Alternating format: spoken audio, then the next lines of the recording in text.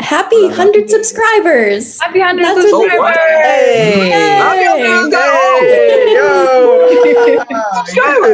I'm proud. I'm proud of us, and I am proud of all of our viewers and subscribers for coming on this literary journey with us. I love you.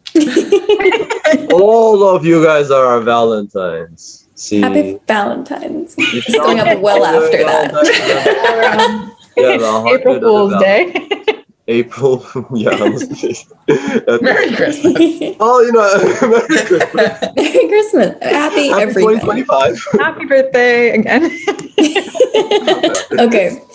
Hello, everybody. Over a year and a half ago, about a year and a half ago, we started reading the Iliad. So there's a big introduction. The rage. So it's the rage of Achilles. But the thing is, we really can't start reading there because there is a lot of introduction that we have to go through.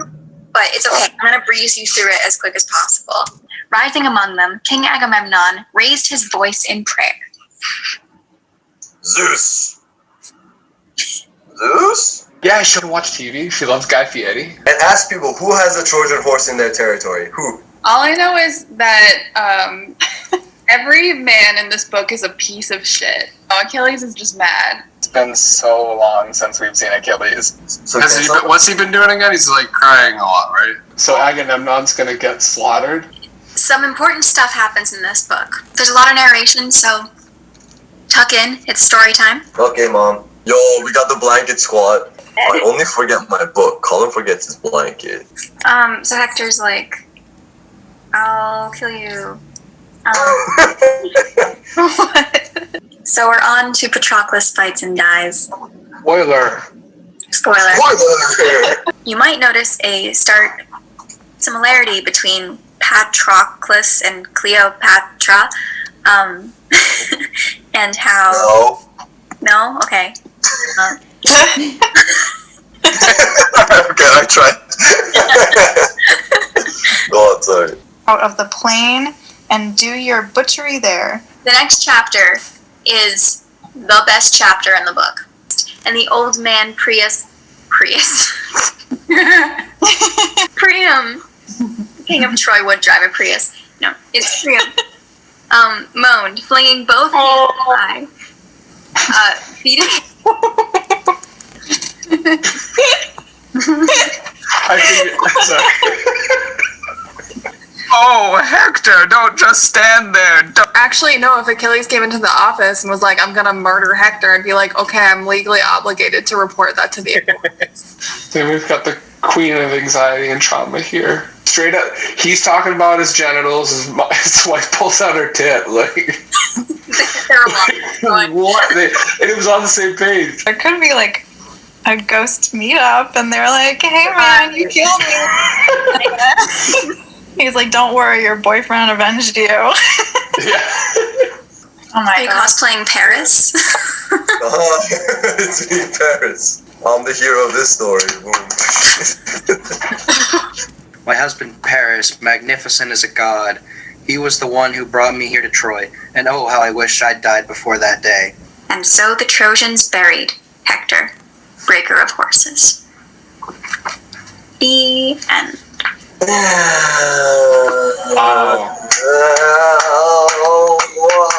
a journey it was, guys. It's the friends you make along the way. It's journey. Yeah. Who you bury along the way. Friends you bury along the way. Oh no. We finished about a year ago, and throughout our journey, we kept talking about how we were going to watch Troy over and over again, because it was the movie based on the Iliad. It's known around classics circles as being inaccurate and so on, and we were all like, we're going to watch this movie and dig into it, and that's going to be super funny. And then we didn't at all until now. That moment's now. What better moment? Yeah, to celebrate, Colin and I have one olive martini and one non-olive martini. Olive martini. Oh, Yes. look at that. Symbolize That's the right choice. It sure is. No. both sides of the olive war. Yeah, I mean, we're reviving that too, apparently. We're a lot of throwbacks right now. What's your sporting, Darian? What's your sporting, Darian? Yeah, what you got? I've got a grapefruit mimosa. It has nothing to do with Troy. I think this was actually the first bottle of champagne I've ever opened myself. Did you do the whole like? With a sword? Well, knife, sword. Was it with Brad Pitt's Achaean blade? Yeah, that's what you did. The sword of so Troy. it did have something to do with the sword of Troy. Whatever that was. And then he wait, sorry. Okay, we should start at the beginning. I think so. Actually, did I even explain what we're doing? So we're reviewing Troy.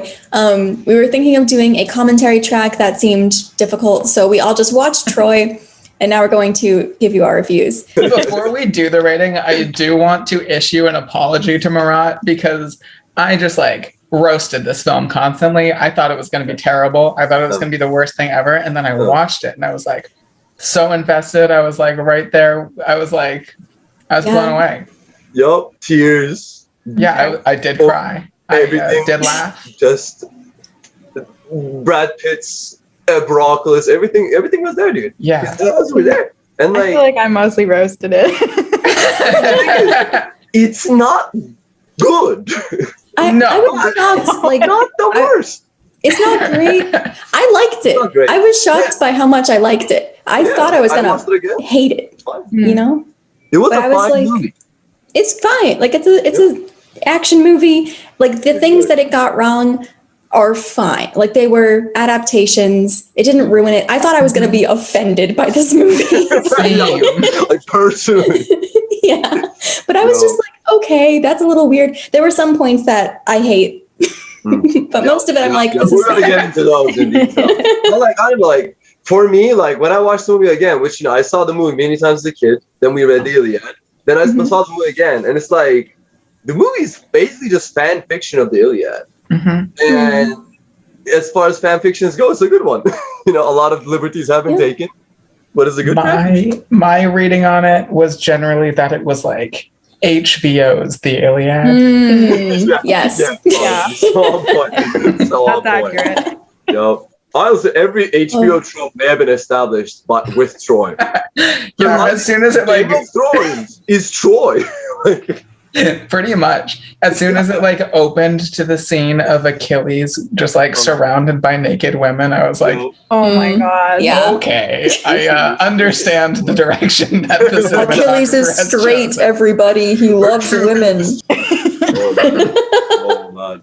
And then him like going at it. Anyway, all right. So okay, wait, backing up. To the beginning. 3,200 years ago. Promising start. Promising start. Yeah, we had a Promising date. start. Yeah, and then we saw some like ground. Shows some they're places. like, here's what's gonna happen. Men are haunted by the vastness of eternity. I'm not sure who that guy was. What was his name? Like Agnes or something? Like the guy Agamemnon was like beefing with at the beginning. Yeah, like the Thessaly's is king, whatever. And then he brought out that guy. Agrius!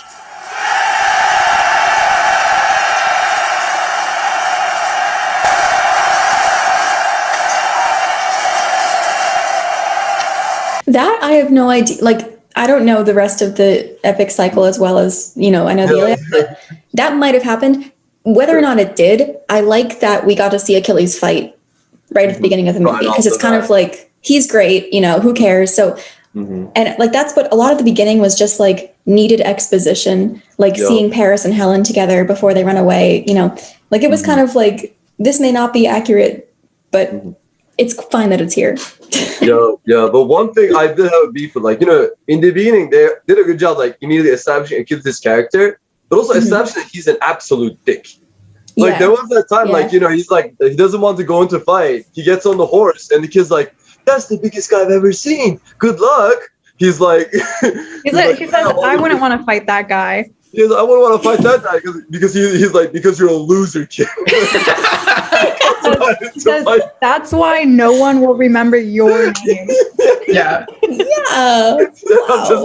I was like prepared for like an inspirational moment with this child coming to get him as a messenger, but then like no. And he was right. We don't know that kid wants. Oh, you don't want to. We never learned. And then like he beats the guy, like whoops it, and then he's giving the whole political commentary. It's like, I want to see a king that fights his own battles, man. And then he kills the guy, and he's like, is there anyone else? Blah blah blah. And then the king of that Thistly, he comes. He's like, I give you this scepter, blah blah blah. He's like, what's your name, soldier? He's like Achilles. He's like, I will remember that name. And then he shows up once again in the movie and never. It's all very straightforward, like clear as day. I also really liked the line where we had Agamemnon and like Achilles like brushes past him on the way to fight, and Agamemnon is like, of all the warlords loved by the gods, I hate him the most. He's like, thanks for not showing us any of your emotions, just like explaining your internal world to us. It was very like Disney Channel level. I do like, they got Agamemnon being an asshole correct, and that's like true right out of the gate, which is good because you need to know that going right in. My first note was actually, is Agamemnon that old? Yeah, I don't think so. Like, I always pictured them in like maybe late 30s, early 40s. Like Menelaus is probably in his 40s or something like that. Kind of situation. Like definitely adults, but people being like 20s. So I do, by the way, we'll get to it, but I started recasting at some point. So there's many things about this movie that scream this was made in 2004. And one of them is everyone being straight. Another one being everyone being white, which is an issue for many reasons, especially the Trojans who are supposed to be from Turkey. But the blue eyes are mentioned in the Iliad. I'm sorry, I'm getting a little drunk. Already. Off of your olive. I know. I mean, this is a movie. Great video. Anyway, the blue eyes are supposed to be a weird thing. So Calchas, the fortune teller, future, whatever, has blue eyes, and that's weird. He's like, made fun of for having blue eyes because you don't have blue eyes when you're born in the, Mediterranean. Like, it's just not a common thing. So the fact that like Achilles and like half the cast has blue eyes is kind of weird. Never mind them all being pure white. Right. But right. Especially like Patroclus. Like he was like from like Norway. Like, from Greenland. Like, where did they find this guy? Like, oh my god. Yeah. Recasting. We need to get into recasting in a second. But I also want to add, like, I think my absolute favorite scene in this movie, and possibly in any movie ever made, is when Paris follows Helen upstairs, and then there's Hector. He sees like those face, and like it foreshadows the whole movie. Like, it is the best scene in movie. Is that Hector being incredibly frantic and worried? It's like. This is like, so like, oh damn. I love that. And he's right. Absolute quality. I also liked Helen and Paris together. I liked the line when Helen was like, last night was like, you can't be here. And Paris was like, I was here last night. And she's like, last night was a mistake. And he's like, how about the night before that? And the night before that. Yeah. Paris. She's like, I've made a lot of mistakes this week. Yeah. Quality interaction. I think they got Helen right. There's lots of like various interpretations on Helen. Like, did she have agency? Was she kidnapped? Did she love Paris? Or was it like an influence of Aphrodite? And in this one, it kind of seems like she loved Paris, but that she does feel guilty, which is kind of interesting to see that like dichotomy, especially when she starts seeing people die because of her choice. So I'm not sure. I kept going back and forth how I liked that, because I was like, you know, it's Helen's choice. That's cool. She's like given agency, but then also like that does mean the whole war is her fault, as opposed to like the folly of man, you know, taking what doesn't belong to him, so to speak. So I don't know. I'm back and forth on that. But also, like, is it her fault that she was like, I actually want to be with someone else after, like, because wasn't she like given to Menelaus? Like that 16. wasn't her choice, right? Right. That's true. That's true. So, And then also, like, again, not her choice that the result of like wanting to be with someone that she loves is a 10-year war. Or a week-long war, because What happened there? it's very short. Yes. Passage of time in this movie, wrong. Part of why I think the Iliad works is because the whole time you're thinking to yourself, they have been doing this every day for 10 years. Like, they're grimy. They are like, they just want to go home. They are tired of this, you know. But in this one, they like literally just got there, and already they're like making these like crazy choices. Left and right. They're like, oh, we should try this. Oh, we should try this. Like, I'm so motivated. So I'm like a scrub team. Which is fine. I mean, like, the Trojan horse was like an act of desperation, but in this one, it's just like, what if we did this? Try this out. That was amazing. Well, like, you cool. Like, this he's like chilling out the fire. He's like, yo, how you doing? Yeah, war, am I right? And then this guy's like carving a horse. He's like, what's that? You know, he's like, it's for my son back home. And Odysseus is like, horse stopped getting built.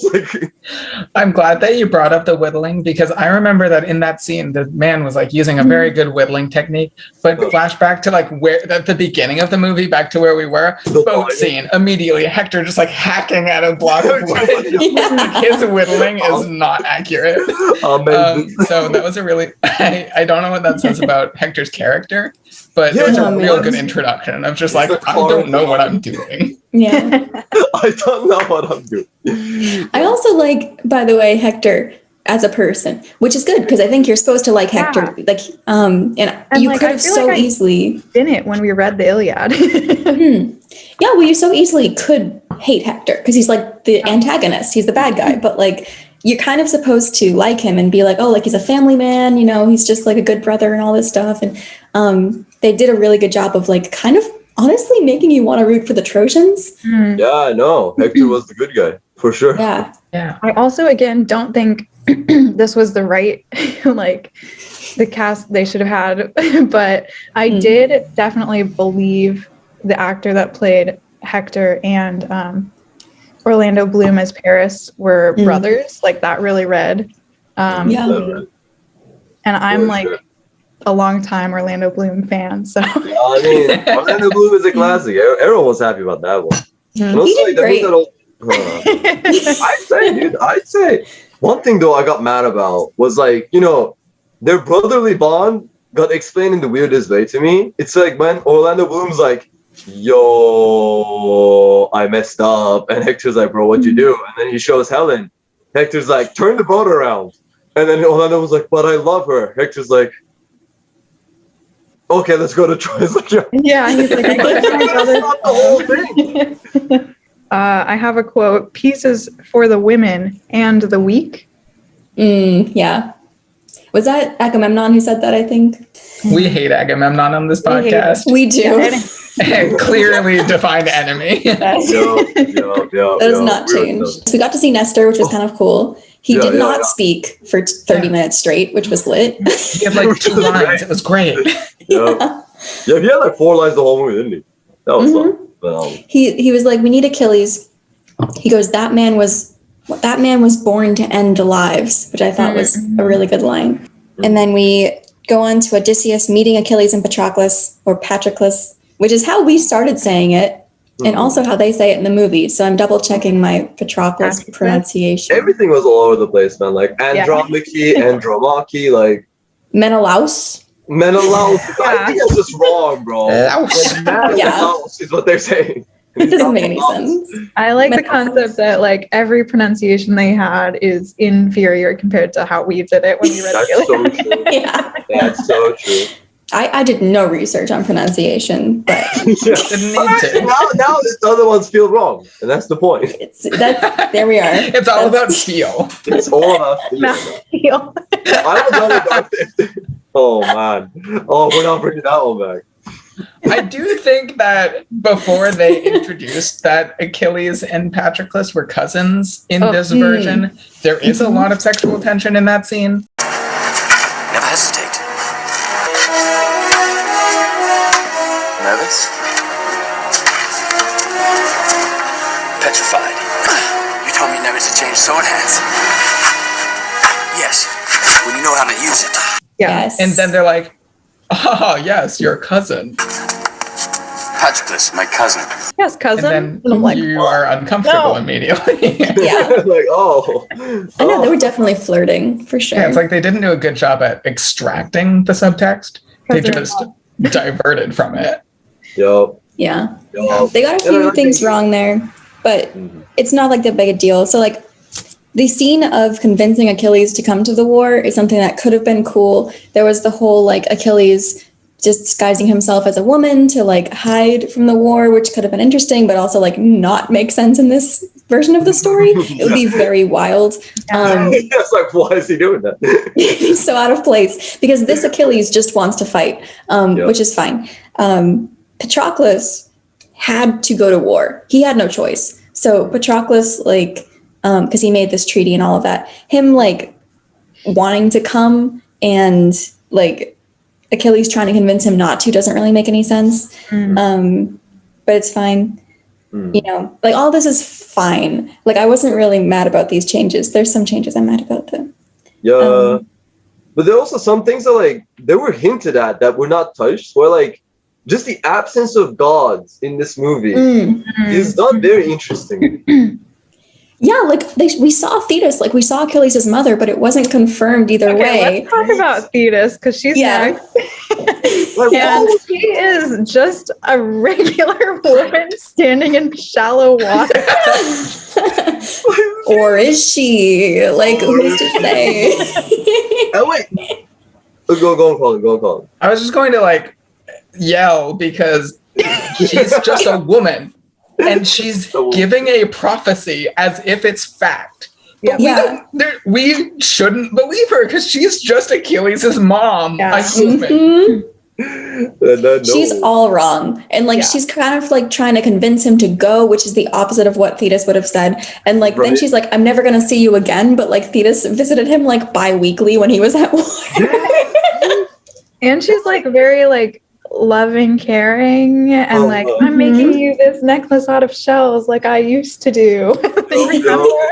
Oh, so sweet. And then like that's the weird thing, like, you know, Thetis is like that, but Achilles, just like in the story, hates gods. So it's like, why does Achilles hate gods to begin with? Gods seem great. Like this one god. But also like they mentioned that they knew Achilles' father. Who is Achilles' father? Peleus, King Peleus, whatever. They also mention that he's dead. He's not. He's alive. That's a point too. There's so many lines throughout this where Achilles is like about kings, and he's like, he's not my king. If you were a king, you'd understand, whatever. Like Achilles is a prince. Yeah. If Achilles' dad is dead in this version, Achilles is a king. So I don't know where all this is coming from. What is going on? Yeah, I was so psyched for I'm skipping ahead a little bit, but like when Paris was like, I'm gonna fight Menelaus, I was like, how are you gonna get out of this one, bro? Because originally like Aphrodite swept down and picked you up, but like now. Like what's gonna happen? And everyone's watching this time. Like there's no trailer. Yeah. But the one that was like, I was like, what about was like Hector versus Ajax? Doesn't Ajax get whooped in the funeral games for Patroclus? Yeah, Ajax should have survived. Lots of people should have survived. Yeah, because Menelaus didn't die then, right? Right? That was insane. I was not prepared for it. Like people dropping left and right. That's what I'm saying. It's HBO. Yeah. That like, was like why? And some of the main characters never touched upon. Like Ajax was like, it's an honor to fight for you, Achilles, and then nice. One of the most significant characters are probably like all of Greek anthology. Yeah. Just moved by Hector in the first scene. We're jumping ahead. One of the next things we see is Briseis. She's also all wrong. She's like in Troy. She's a priestess of Apollo, a virgin, all of these things. None of that. I was shocked by her the whole time. She's just completely wrong. Especially near the end, but we'll get to that. I think, now again, she is wrong. I think if I were to condense the Iliad into 3 hours, this choice is fine. Like, have her be in Troy, have her, whatever. That's all fine. Like, it gets her into the story without having to add a scene of Achilles, like, pillaging a village and killing her brothers and such. Like, it gets her into the story without having to show that extra scene, which is fine. And I was, like, letting that go until she did a whole bunch of other whack stuff later. Achilles' character made so much sense, but then his relationship with her I didn't understand at all. And not just because like I'm being like Patroclus fanboy, but like what was her deal, bro? Why was in every scene that she was in, she could not have been there. And I think nothing really changed. Except for the time that, she kills, spoilers, so she kills Agamemnon. Yeah, that, I don't understand. Choice, I guess. Yeah, up to you. But, besides that, like, she was a very unnecessary character. No, I agree. And I think that, like, the point of the Iliad is it's against war and it's about Achilles' rage. Like, that's the first line of the story. It's like the rage of Achilles. That's what this book is about. And I didn't really that's not really the point. The point in this movie is like love and such, which is like fine. Glory. Yeah, I was going to say, because the first line of that, like the first introduction to Achilles in the Iliad is the rage of Achilles. The first introduction to Achilles in this movie is the lust of Achilles, because he's just like in bed, just like he's lazy and like Well, I think having a bunch of sex with people. In the text that comes up, it says like the idea that is a through line in this movie that Achilles is like out for glory. Yeah, like which he is. Yeah. Which is fine, but I feel like they never really touch on like how it's his emotions that were the problem. He had no character development. No. Except for the last scene, all of a sudden he's like, everything's okay, I'm dying. But now I'm like mature. Because I'm like mature. Yeah. Oh, we'll get to the ending. The ending is a mess. Sorry. Yeah. But right now we're on like right at the beginning. It was cool to see Hector's baby and wife. They were really cool. They really add to the like rooting for Hector. Because I like want them to be reunited and like flee. This was my first hint that the timeline was going to be whack, though, because like he's a baby at the beginning of the war. And I was like, how is that going to work? Because I imagined we're going to have a 9-year time skip right now. And then the baby's going to be 9. But then that didn't happen. And I was like, also like Hector's helmet, man. It was not shiny enough. It was not shiny, bro. It needed to have sparkles. Achilles and Patroclus are so weird and paternal, is what I wrote. Like Achilles is acting like his dad. I hate it. Yeah. Or like a big brother. Yeah. Uncomfortable. Patroclus is young, and it's uncomfortable. Well, the thing is, like, the Patroclus is like that's like the age I pictured so many of these characters when we were reading. Yeah. That's what I was expecting, but then like Brad Pitt is not that age. They do have Achilles' golden armor, but it's much less gold than I pictured. It's like this tarnished, like dark gold. You can only see it in like certain light. I pictured like yellow, the whole time. Yeah, right. But it also didn't really like stand out. I feel like from everyone else's, like I thought it would. Yeah. Right. So then they go in and they attack the Apollo temple, which I thought was some great foreshadowing that led kind of nowhere. Like they were like, you can't, anger the gods and stuff. I thought at least when Paris was shooting Achilles, they would be like, they would reference that in some way, like, oh, you beheaded the statue of Apollo and now he's pissed, but they were just like, let's forget about that. Right? Like some kind of God intervention was something I was craving. Yeah. Can I back up like a wee bit before that? Okay. I don't know who said this, but someone was like, I live by a code. This is my code. Honor the gods. Love your This was woman. Hector. Yeah, okay. Honor the gods, love your woman, and defend your country. And at that point I said, ugh, the nationalism. Yeah, they literally had the same experience. I was like, well, Hector is an American patriot. Yeah. Oh, Throw up a American flag in the background. Yeah, literally. I was like, I figured out the audience. Yo. Sponsored by Fox News. Hector. My God. I just realized, like, do you think that could be reasoning for having taken out the Greek gods? Oh, that takes. Those are tumbling, bumbling fakes. Takes. I think there's like two ways to look at it, you know. So like from a, you know, writer's point of view, that's like 12 characters you have to establish and whatever in like 3 hours, right? So like that's a lot of new people to introduce, and they already introduced like so many characters to the general audience, which is complicated. So again, it's like I wish they were there, but I understand from a screenwriter's point of view why they cut them out.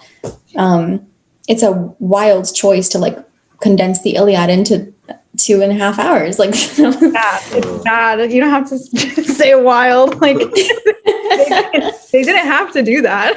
Yeah, It would have been a miniseries. My next note is Odysseus is great. I loved him. Yeah, right. Accurate, funny. Yes. Just on point. Some nice humanity. Casting. Sean Bean. Yeah. I found that Brad Pitt actually hated the movie. Oh, really? Why is That that? makes sense based on his I acting. think so. Well, I thought that it was really cool how they did the set and the costuming. I thought it was really interesting because it wasn't stereotypically like classical Greek stuff. It felt very like Egypt inspired, which was very like early Mycenaean Greek culture. So that was really cool. I thought that was very interesting to see.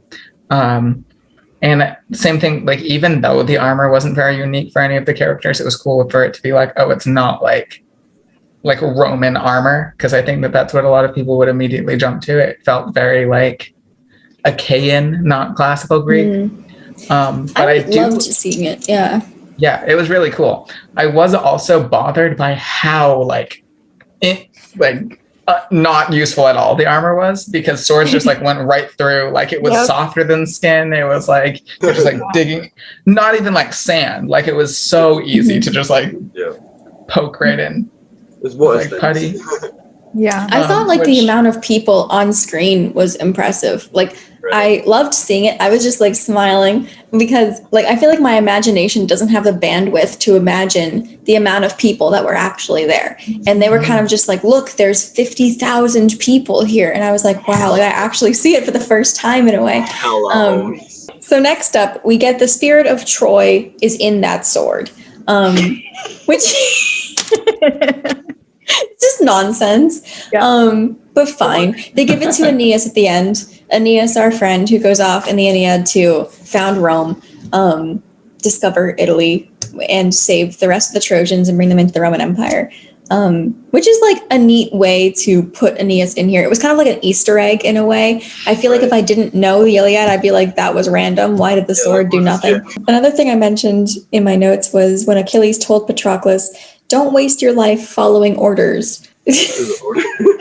Is an order. He then immediately was like, now leave me alone, which is an order. And then he did it. But also like crazy foreshadowing. And then, you know, Patroclus doesn't follow orders and then dies. So I don't know. Like, what is the message here? Like, Achilles killed Patroclus is what we understand from here. Yeah, I guess the lesson in that is follow orders. Yeah, follow orders. Yeah. Honestly. We know the audience. Oh, we sure do. Yeah, that's true.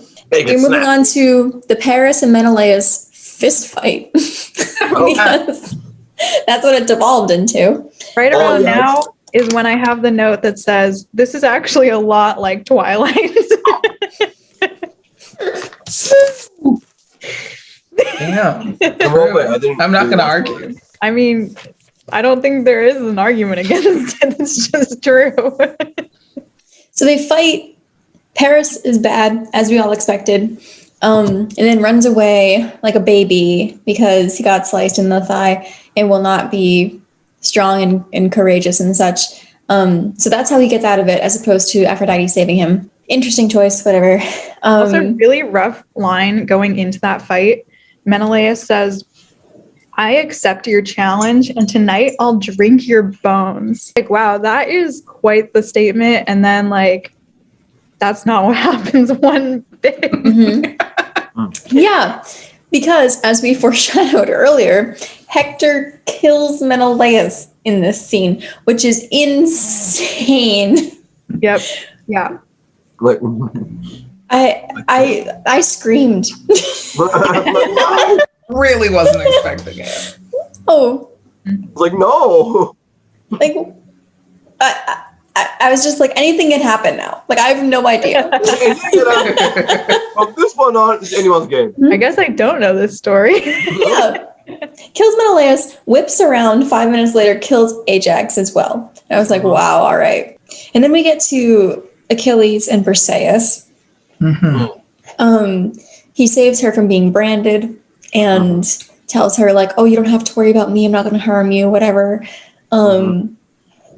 Which is weird and not accurate. Yep. There's a lot wrong with Achilles and Versailles. Like, in the book, he killed her brothers and father and, like, kidnapped her from a different place altogether. In this one, he's, like, given her, she's, like, a virgin from the Temple of Apollo, and they're, like, friends, kind of, sort of, and then he saves her, kind of, and then, like, they have sex for some reason. Yes. Which is, Yeah, I said in my notes, obviously we hate Achilles and Briseis hooking up, but we don't mind Brad's butt. There's that. Oh, no question. Do not mind. Great. That was chill. It was not a time of women's rights during the Trojan War. 2004 was. 2004. So they should have, like should have been closer. It was weird because they straddled the line, right? Like, they gave Briseis some agency. You know, like, people listened to her, which I was like, that's weird. People shouldn't be listening to Briseis. Like, she should not have a voice, right? Like, if they're going for accuracy, she should be ignored. She had, like, 2 lines in the Iliad, right? But if they're going for a more modern, better retelling, like, maybe don't rape her. Like, there's more things you could do. But they went for this, like, weird straddling of, like, yeah, no, like, Achilles is still going to assault her and she's going to be okay with it. But also she's going to be able to, like, stop people by just saying no, but only sometimes. And it's just, like, a complicated, like, weird stance they took on Briseis's amount of power. Which I do think screamed 2004. I feel like if it was happening today, they would do something else. Yeah. It felt very like James Bond in the portrayal of Briseis. Like, it felt very like any female character from a James Bond movie where you're like, oh yeah, like a spy or like does something incredible, but then also James Bond is like being incredibly disgusting towards her. And it was like, it was weird. Felt that way. Yeah. Especially, and again, jumping ahead, especially at the end where she did get that moment where she kills Agamemnon. And it's like, yeah, girl power, sick. But like, what? Doesn't talk about any of the problematic stuff that the film did along the way. Yeah. It's very weird. Like, the thing is, to make Briseis stronger, they, like, messed up her character beyond, like, recognition. It's just like, what is this? Like, she's, like, kind of strong, kind of not, kind of important, kind of not. It's just like she's nothing. They also got rid of Chryseis, who is, like, the girl from the very first chapter. The reason why Agamemnon ends up with Briseis in the first place. So, like, he took this woman, Chryseis, who was the actual priestess of Apollo. The reason why Apollo was giving them the plague and so on. He refused to give her back. And so Apollo put all these plagues on the army. Achilles was like, please give Chryseis back so Apollo will stop giving us these things. And he's like, fine, I will if you give me Briseis. So that's like why all this happened. There are two ways you could do this. You could tell the story as written, or you could rewrite it for a modern audience. And they went for like in between the two. And it did not succeed in either way. Like, right. Yeah, yeah. So it was just like a weird choice. Like by giving Briseis some more agency, but not like really enough. They were just like, it was like lip service in a way. Okay. Then suddenly fireballs rolling down the hill.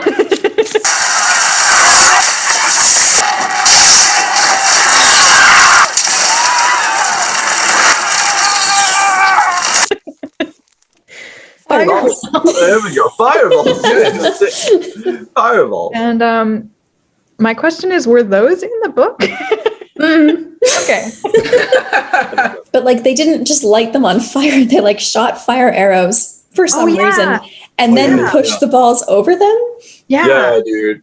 Why not just that's like getting a flame, putting peanut butter on it and putting the bread on it.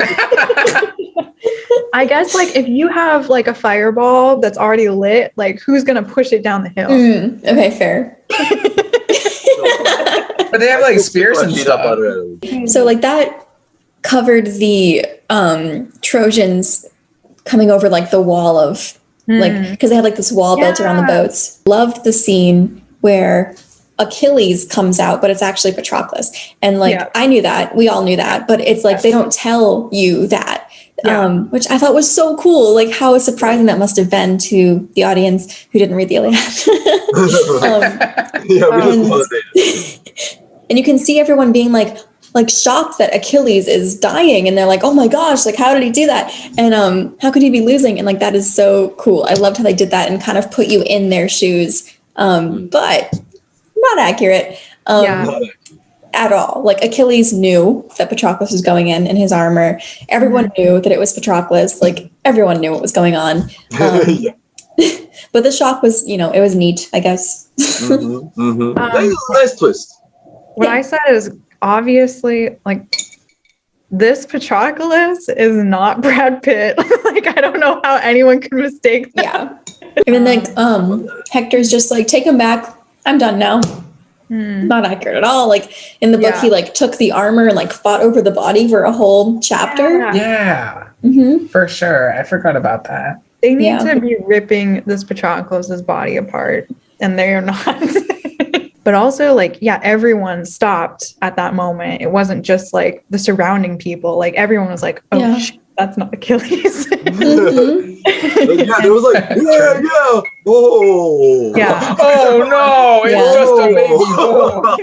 That's not. Which was kind of cool. Like, I kind of liked it. And then, watching Achilles mourn over Patroclus felt very accurate, despite the lack of true love between them.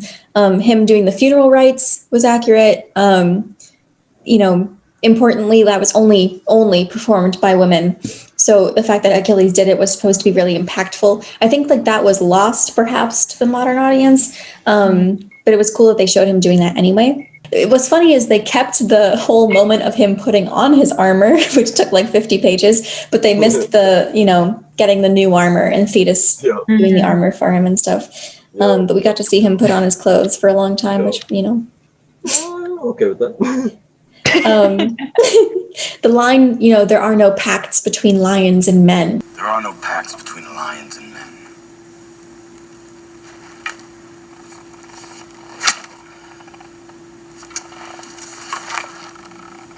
Now you know who you're fighting. Is straight from the Iliad, which great. So that was solid.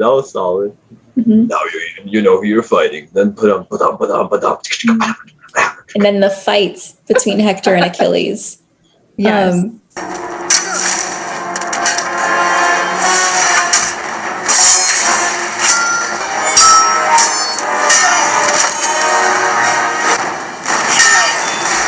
Good, but wrong. It looked a little goofy. For this time, it looked awesome. At the time, I loved it. Now looking at it, it's like it looks a little goofy to me. Just swinging around. I mean, it looks okay. It's just one of those things. Like I don't know. Like I guess I have a pet peeve for it because like I fence and like. Like half the things I see, it's like, why are you doing all those things? like, why are you like, whoa, whoa, whoa? It's like, bro, this there was definitely there was definitely one point where it was like Achilles could absolutely have killed him right now.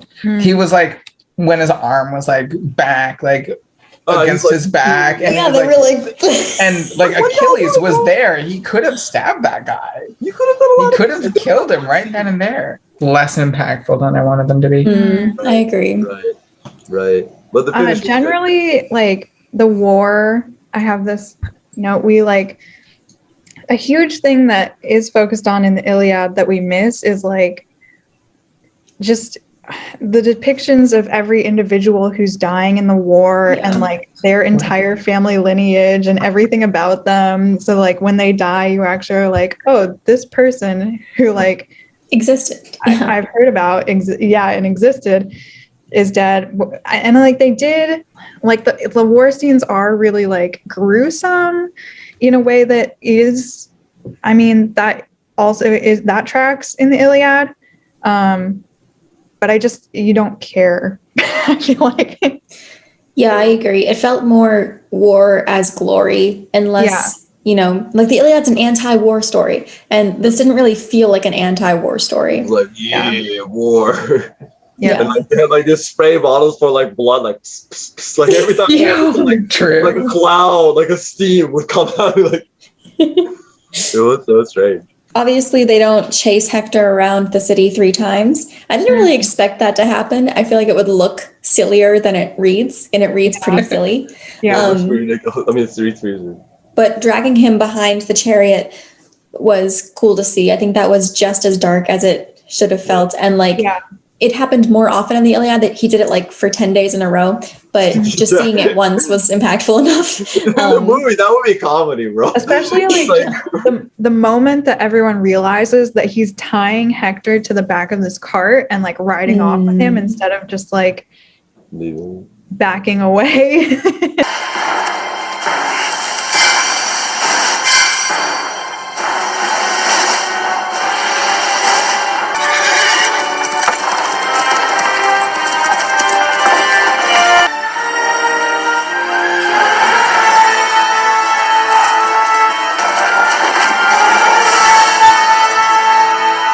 And like letting his people take his body.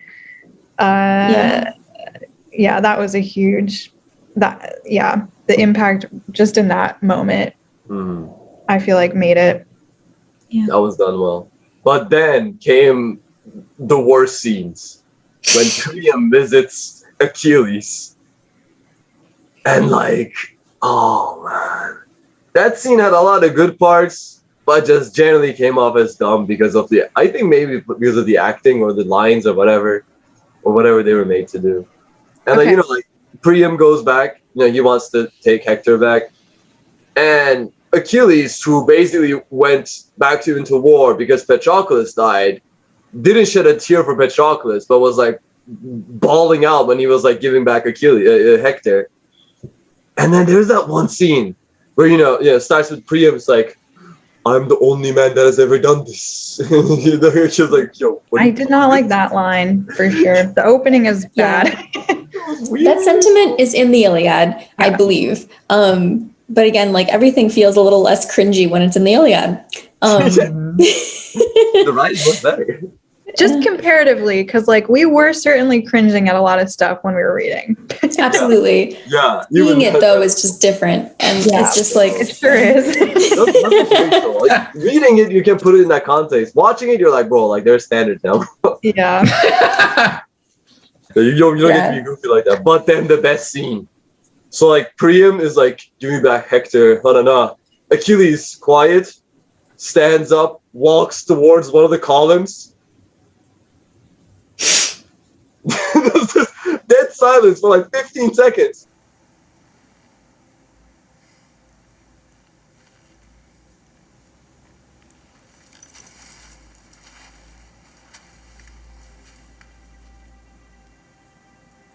admire your courage.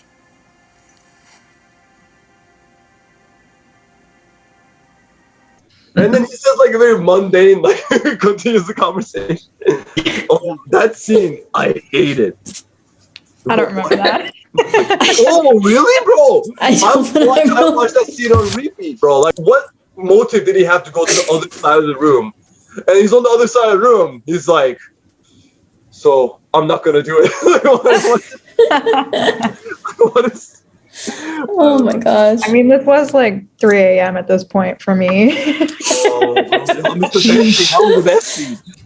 I feel like one of the only like really redeemable lines in this movie is Priam. Like they're talking about Hector's body. Achilles is like, no. And Priam's like, but please, my son, my eldest, please. And he's like, no. And then he's like, okay, maybe I'll give you your son's body, but like you're still my enemy in the morning. And then Priam's like, you're my enemy tonight. And then he's like, but even enemies can show respect. No, I like that part. That was cool. I think they did Priam really well. Yeah. That moment was really nice. Acting was good. So Hector's supposed to be healed every night. And that's why Achilles gets even more mad. And then he like drives him around again. And so we see Hector in this busted up state. And it's like, but also there's like no gods in this movie. Mm-hmm. So I guess it makes sense.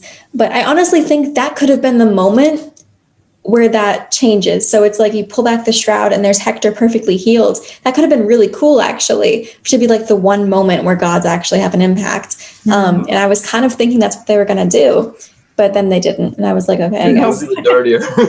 Disappointment. Yo.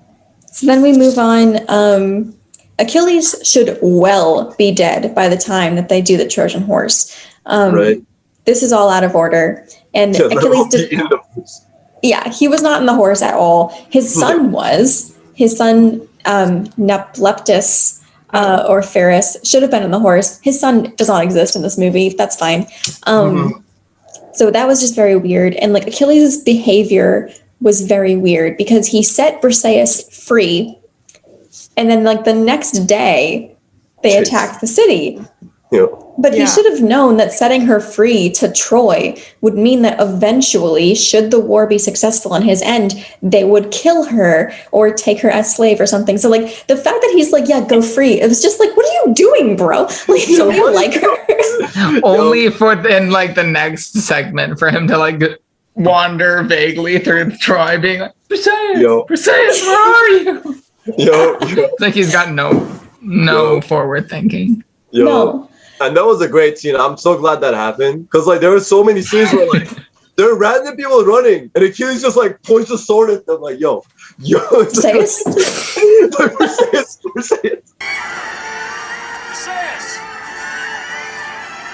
And it's always like this old homie in like a robe, not even like a soldier. He's like, he's like, yo. Oh, it was so great. It was great. Oh great my moments. God.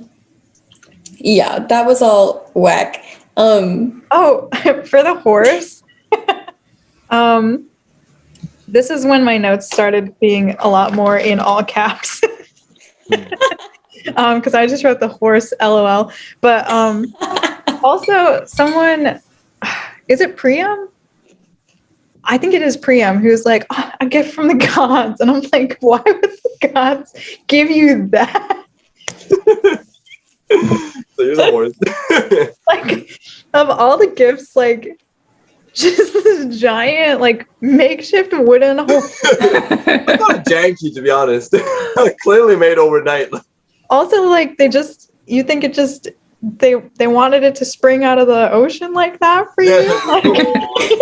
Like at night, Poseidon's like, shh. The fact that Paris is like, we should burn it. And everyone's like, no. Yeah.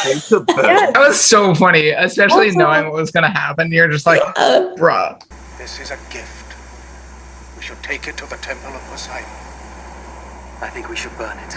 Burn it, my prince. It's a gift to the gods. Father, burn it.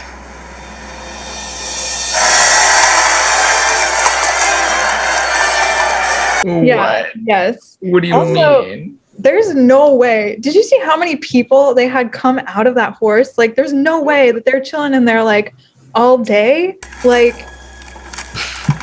when the sun is up is when the horse gets there, right? And it's nighttime when they attack the city. So they're in the horse for like at least a few hours.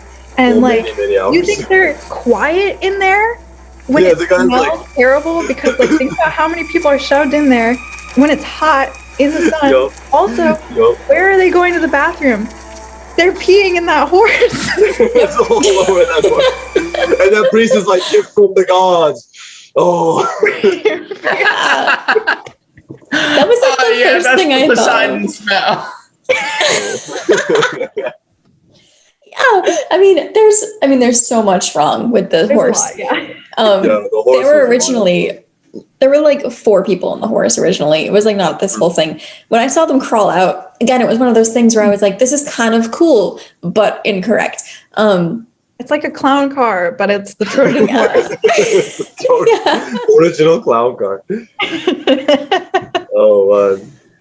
Oh man. Absolutely. It was quality, but there were a lot of things I appreciate about the way they did the horse. Yeah, I think the scene, like seeing them go through Troy like butter was really cool. Just like attacking people left and right. Everyone's unguarded, unarmed, drunk because they were celebrating. It was cool to see, especially because that scene isn't in the Iliad. It was after the Iliad ended, and it's something that we don't really have written out like that. So I liked seeing that. Every plot point is incorrect. Like the women escaping, incorrect. Menelaus is supposed to be alive. He was in the horse and he saved Helen. He was going to kill Helen out of anger, and then he saw her and realized how much he still loved her, and then took her home to Sparta at the end of the war, which is supposed to be sweet. You can take that however you like, though. And then, they're supposed to kill the baby, Astyanax, Hector's baby. They're supposed to yeet him off the side of the wall. And then they're supposed to take the women of Troy very disgustingly as their slave wives and so on. They're not supposed to escape. No one escapes Troy. So that was just like nice. Everyone, everyone relevant escaped. Like, oh god. Yeah. My number 3 escaped. That one boy escaped. Yeah, Paris escaped. Like it was. Paris escaped. Yeah, it's not good. Paris escaped with Helen. That was a weird choice. It was like them. I mean, I guess not necessarily escaping with Helen. Paris implicitly escaped, I guess. I mean, it's implied that he gets away with Helen. Yeah, because he saves Briseis at the end, which I don't know about that. Yeah, it's a weird message. Also, go ahead. In around this part, we see Priam watching Troy burn, and that got to me a little bit. I was like, oh shit, that would be really rough for you. That's bad for you. Like 12 days of funeral games for the dead son, and really the night of the 12th day. Like after saying, look at this great statue the gods gave us. Being so wrong. Burned it. Oh god, they burned it. Now the moment that really killed me was when Briseis killed Agamemnon. I wrote, Briseis kills Agamemnon. Wow. Be my slave in the city. A Trojan priestess, scrubbing my floors. And at night.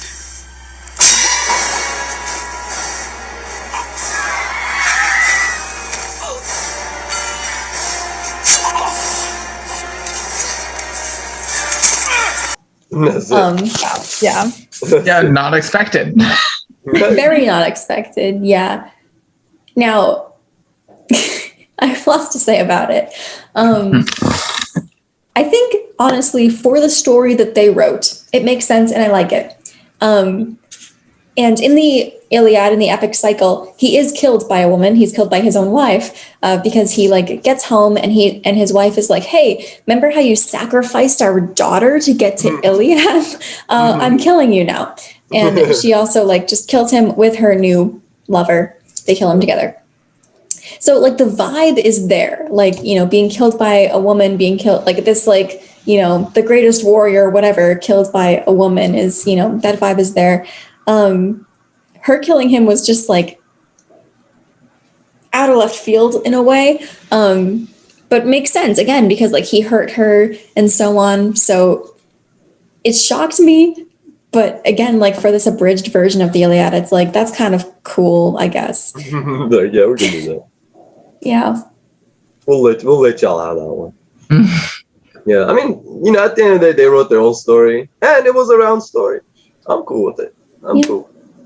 I guess like one of the main things is that, you know, the Iliad is heavily implied that it's going to be continued, and Troy was not meant to be sequeled by the Iliad or Odysseus, like the Odyssey. So I guess yeah, it made sense. They hit the, you know, the what is that called? Like they hit a couple Easter eggs, which, you know, as you said, Aeneas was a great Aeneas. one. Right? Yeah. The fact that, I mean, Odysseus, what happened to Odysseus in the movie? He survived, right? He survives, yeah. I feel like he killed the other guy. He killed the Trojan guy. Yeah. Yeah, who was that? I have Odysseus kills. I thought for a second it was Menelaus, and then I was like, someone? Yeah. Odysseus kills the guy that's supposed to be relevant. I'm not sure who it is. Yeah, I thought it was Priam, and then it wasn't. Menelaus kills Priam, like next, doesn't he? Agamemnon. Menelaus is dead. Agamemnon kills Priam. Yeah, Menelaus died a while ago. Oh yeah. Okay. Yeah. Hector. Wait. Troy movie cast. Let's see who was that guy. Yeah, I don't know. I noticed that too. I was like, did Priam die? And then I was like, no. And then I was like, oh, now he did.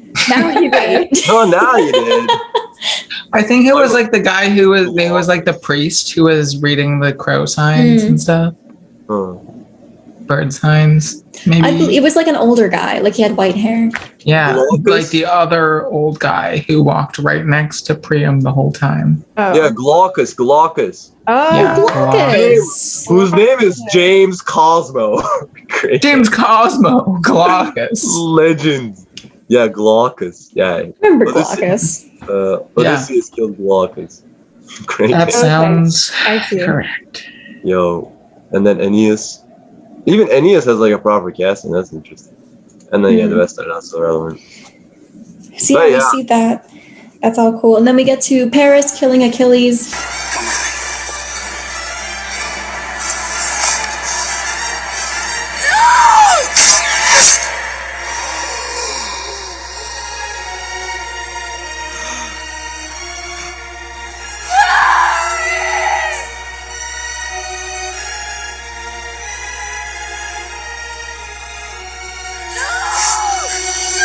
With like 80 arrows, by the way. Yeah. Yo. It's like, He just kept going.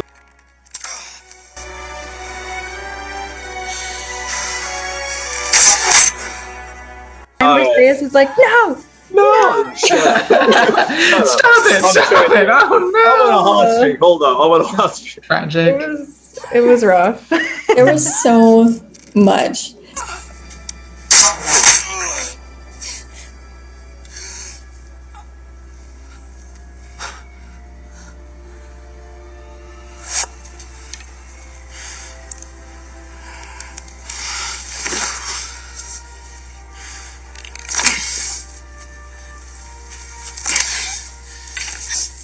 So one thing I liked, we'll start with the positive, is like, so he shot in the arrow, Jesus.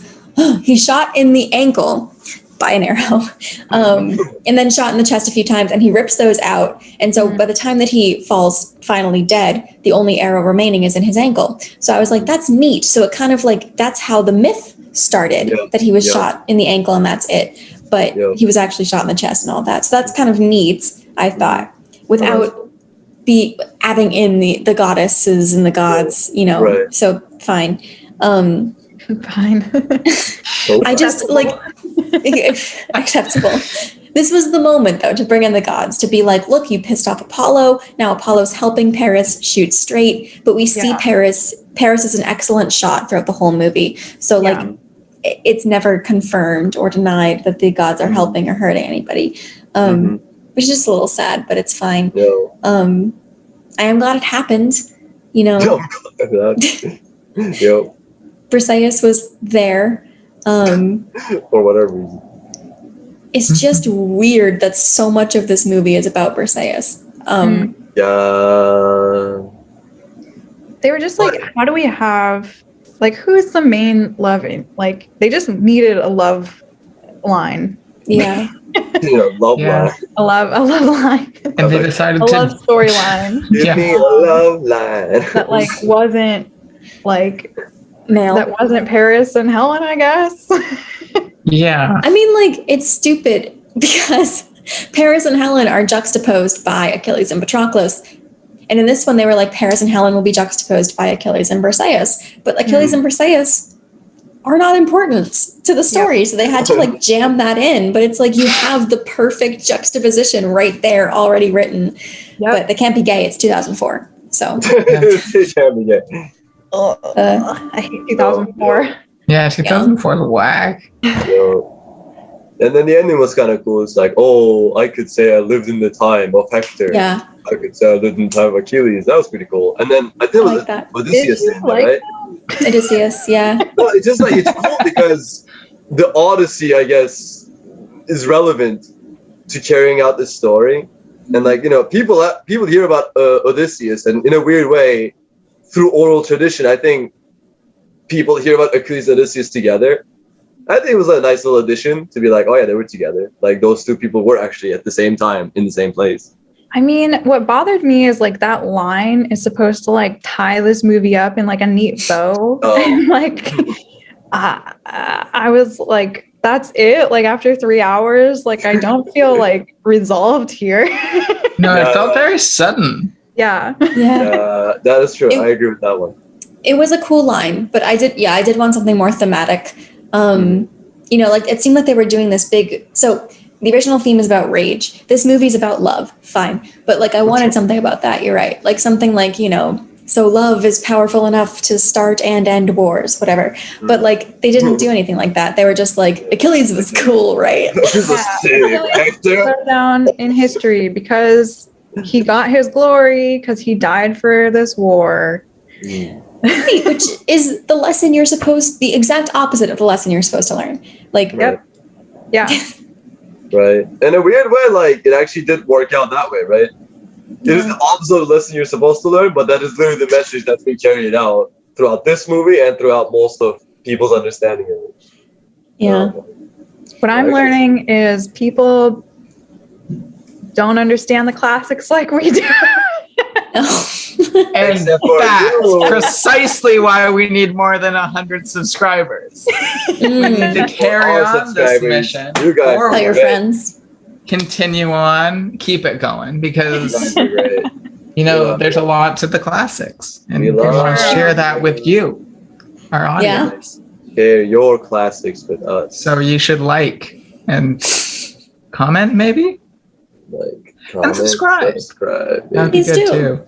Yeah, subscribe. I mean, if you want to, if you like this video, if you didn't like this video, tell us in the comments how much you hated it. Please. Yeah, that would be cool. Also, if you didn't like Troy, let us know because we didn't. What's your dream cast? Tell us your dream cast. Do tell us all of the best actors that could possibly play the miniseries Troy. Directed by Darian. Better Hector. Indeed. And let's rate the movie. So Murat, you were saying a few different criteria. What were you talking about there? We're talking accuracy. Zoom. Yeah. We're talking, I mean, was it like... Is it accuracy to the plot or historicity? I mean, accuracy to the Iliad. So like to the extent to which we saw Iliad. And then obviously, you know, like simply just out of the fact that it's a movie, how is this movie without the context of history or anything? And then I had a third criteria that I forgot. I guess message. Message. Did the movie have a message? Did it achieve that? Those are the 3 ratings. That third one really tanks it. Okay. Let's do the first one. Accuracy to the Iliad. I guess we'll just, out of 5, we'll hold up our fingers. Out of 5. Okay. All right. Yeah, let's do that. 2, 1. To be honest, Christina knows it the best, so I think we're gonna go with 3. Okay, I know it's like probably a shock. The thing is, of all the things they got wrong, they got a lot right, and I was just like surprised, honestly. Like I said, I thought I was gonna be offended. I was impressed. Right. They did okay. Yeah. I think I was going to say that if it was out of a 10, I would have given it a 6. So I guess I would have that would have also counted as a 3. But a 3 is not 3. I agree with 3.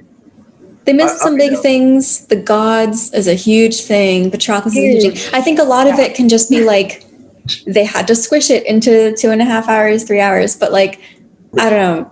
They did okay. I was super surprised. They did okay. I also was expecting to be like deeply and utterly disgusted by how inaccurate it was, and that was not the case. Right. I was thinking it would be like a slasher, not a slasher, like a stupid action movie, like dumb, muscly men slashing each other for 3 hours. But it was like better than that. Wait, it wasn't that? I feel like it mostly was. That was what it was. I mean, like it was that, but there was something else as well. There was just okay. There was a plot. Plus, like, it was according to the Iliad, the amount of slashing. I feel like one of the main things that maybe, like, saves it as a movie, but isn't, like, accurate to the book is what we talked about with Hector. I mean, Hector is... Yeah. I related to Hector. I felt like Hector was redeemable in the Iliad, personally. Like, you don't like him, but... you think maybe if the story was told from the Trojan point of view, you would, you know, like he's a good person. And I think like the idea is he's a foil to Achilles in that, you know, he has, you know, the love of his life and whatever, he's just trying to survive and whatever, but like he is not filled with rage like Achilles is. And so he's like a better person. I don't know. I feel like Hector was done pretty well. It was all done pretty well. Honestly, like I kind of liked. Second question. What was the second question? How good is it as just like a movie? As a movie. At face value. I agree with 3 points. We'll give it 3 out of 5 for accuracy. Okay. Now, as a movie. You know what? Yeah. All right, you ready? Yeah, 3. No, 3 across the board. Like fine, exactly. It's like I think that it's good as like an action movie, but it has like I certainly think there are many people that it's geared towards that think this is a great fucking movie. Yeah. But that's, and I understand why they believe that. Yeah. But like I don't think any of those people know the Iliad. Yeah. Which is fair. I'm trying to think, like, would I watch it again? I would not be opposed to watching it again, right? I think, like, I was really excited because I'm like, wow, like, these amazing characters that I love so much, and, like, here they are, and that was very fun. I honestly think I would like it less on a rewatch just because I'm like, that novelty is gone. But it was fine. Like, there are moments that I'll remember.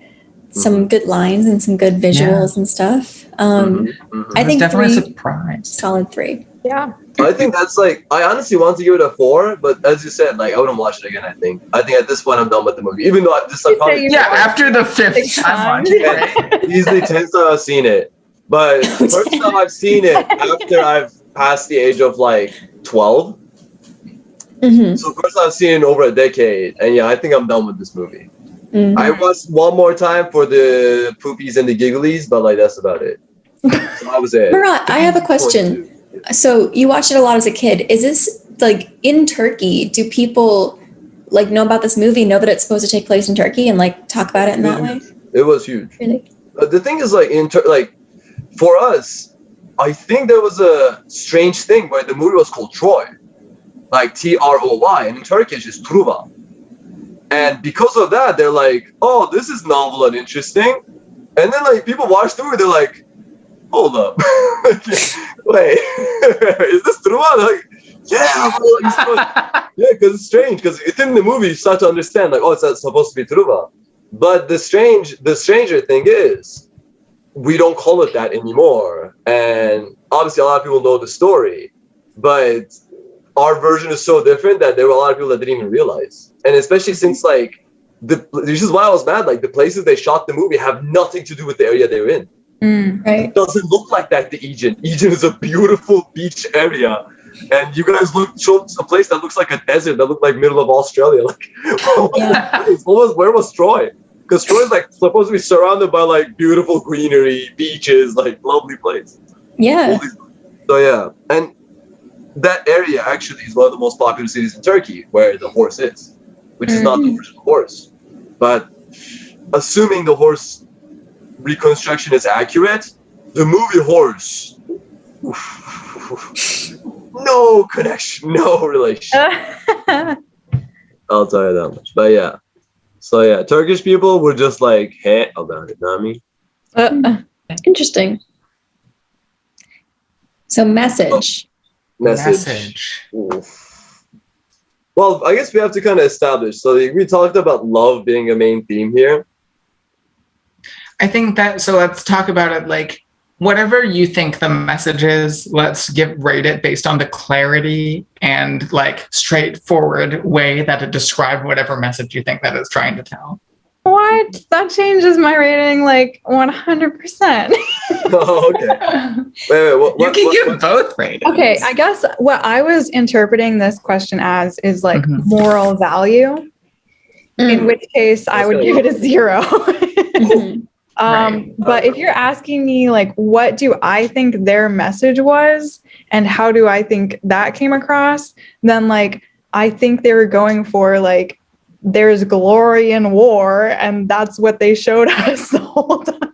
Yeah, so that's what I was going for, is like, that's their message. Their message is like glory in war and like love something. But I think that those are really muddy. I've got it exactly. Right. As we said earlier, honor the gods, love your woman, and your country. Okay, so if those are the message, if that's the message, actually, yeah. I still think that it's like a 2. Like it felt very muddy. Like they weren't very clear on the fact that that you should love your woman, because that was not like that was presented in the movie. Defending your country was also not really important at all. And what was the other one? Honor the gods who weren't honor the gods was very clear that you shouldn't honor the gods, because the only time they honored the gods, they got Trojan horse. It was awful. They got horsed. Yeah. It was like, no, I keep saying Paris was like, don't honor the gods. And if they didn't honor the gods, they would have been fine. Yup.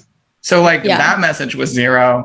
Yup. Love your wife was like, only Hector did that. Yup. Defend your country. I don't know.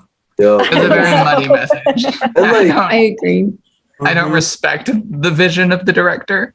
I think it's the lowest score, be that 1 or 0. Like, it obviously did not take the themes from the Iliad, which were like anti-war and manage your emotions, basically, like don't have rage. Don't have rage. Yeah, like don't rage, like don't lose control of yourself, because that's a bad thing and whatever.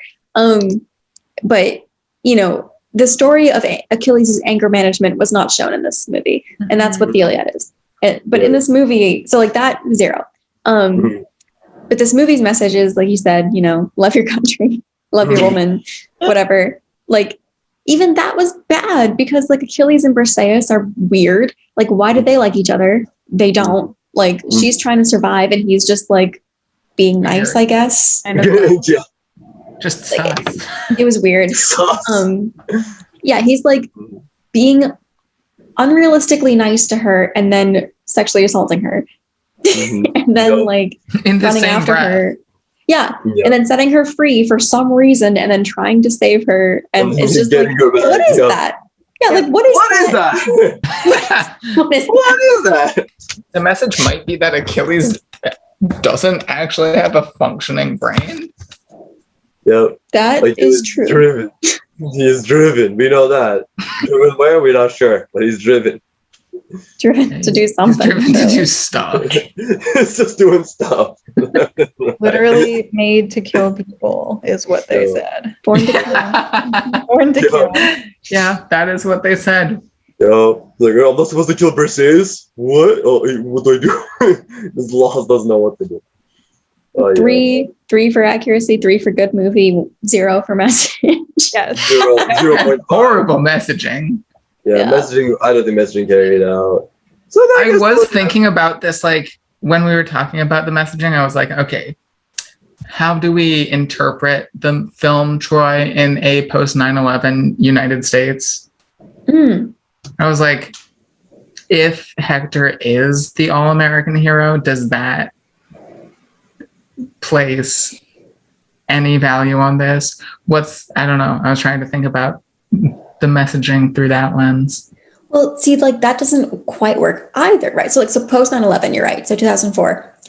Like the other thing with the Iliad is like showing Hector as a human being with a family and a nice person and like a good brother. You're supposed to be like, oh, war is stupid. Everybody's a good person. Like we shouldn't go to war. You know, your enemy is not your enemy. It's just like another human being, right? Like, but in this one, it just gets weird because Hector's still a good person, but you still are supposed to like be happy when he dies in a way because like Achilles is still the protagonist.